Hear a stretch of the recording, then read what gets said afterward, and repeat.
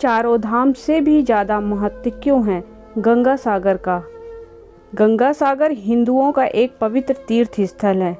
यह पश्चिम बंगाल में सागर द्वीप पर स्थित है। बंगाल की खाड़ी, जहाँ हिंदुओं की पवित्र नदी गंगा समुद्र में मिलती है, गंगा और सागर के संगम स्थल को ही गंगा सागर के नाम से जाना जाता है। आइए जानते हैं कि ऐसा क्यों कहा जाता है कि सारे तीर्थ बार बार, गंगा सागर एक बार। इसके दो कारण हैं। पहला कारण, गंगा सागर धाम की यात्रा और वहाँ पर स्नान करने से 10 अश्वमेध यज्ञ और 1000 गाय दान करने का पुण्य मिलता है।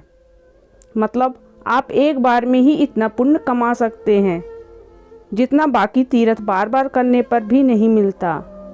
इसी महत्व के कारण कहते हैं सारे तीर्थ बार बार, गंगा सागर एक बार। गंगा सागर धाम को सभी पापों से मुक्ति दिलाने एवं मोक्ष प्रदान करने वाला माना गया है। इसलिए मकर संक्रांति को लोग भारी संख्या में यहाँ स्नान करने के लिए आते हैं। महाकुंभ के बाद गंगा सागर का मेला दूसरा सबसे बड़ा मेला है जिसमें इतने लोग इकट्ठे होते हैं। जिस प्रकार गंगा जी ने महाराज सगर के 6000 पुत्रों को मुक्ति दी थी, उसी प्रकार लोग यहाँ पर अपने पूर्वजों का पिंडदान और तर्पण करके उनकी मुक्ति की कामना भी करते हैं। दूसरा कारण, पहले गंगा सागर धाम की यात्रा बहुत ही कठिन और दुर्लभ थी। इस द्वीप के एक तरफ सुंदरवन का जंगल है जहाँ अनेक प्रकार के नरभक्षी जानवर रहते हैं। यह रॉयल बंगाल टाइगर का आवासीय स्थान है। साथ ही साथ यहाँ मैंग्रोव की दलदल भी है।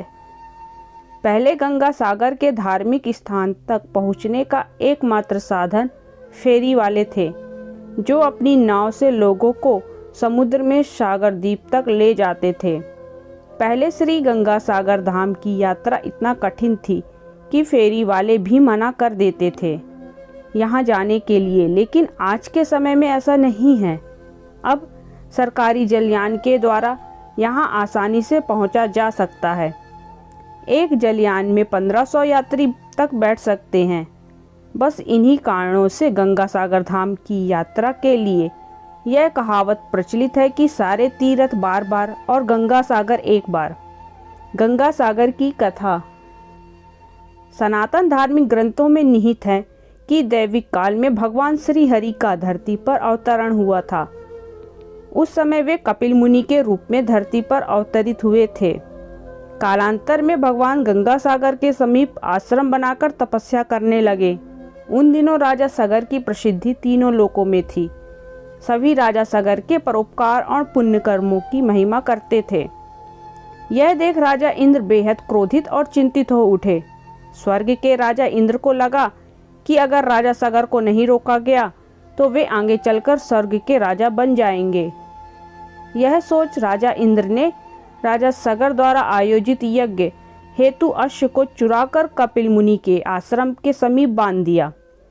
जब राजा सगर को अश्व के चोरी होने की सूचना मिली तो उन्होंने अपने सभी पुत्रों को अश्व ढूंढने का आदेश दिया। जब कपिल मुनि के आश्रम के बाहर अश्व बंधा दिखा तो राजा सगर के पुत्रों ने कपिल मुनि पर अश्व चुराने का आरोप लगाया। यह सुन कपिल मुनि क्रोधित हो उठे और उन्होंने तत्काल राजा सगर के सभी पुत्रों को भस्म कर पाताल भेज दिया। जब राजा सगर को यह बात पता चला तो वे कपिल मुनि के चरणों में गिर पड़े और उनके पुत्रों को क्षमा करने की याचना की। हालांकि श्राप वापस नहीं लिया जा सकता है, अतः कपिल मुनि ने उन्हें पुत्रों को मोक्ष हेतु गंगा को धरती पर लाने की सलाह दी। तब राजा भगीरथ ने माता पार्वती की कठिन तपस्या की। इससे प्रसन्न होकर माता पार्वती गंगा रूप धारण कर धरती पर मकर संक्रांति के दिन अवतरित हुई। जब राजा सगर के मृत पुत्रों को गंगा का स्पर्श हुआ तो उन्हें मोक्ष की प्राप्ति हुई। अतः गंगा सागर में मकर संक्रांति के अवसर पर स्नान ध्यान का विधान है। ऐसी जानकारी के लिए हमारे चैनल को सब्सक्राइब जरूर करें। धन्यवाद।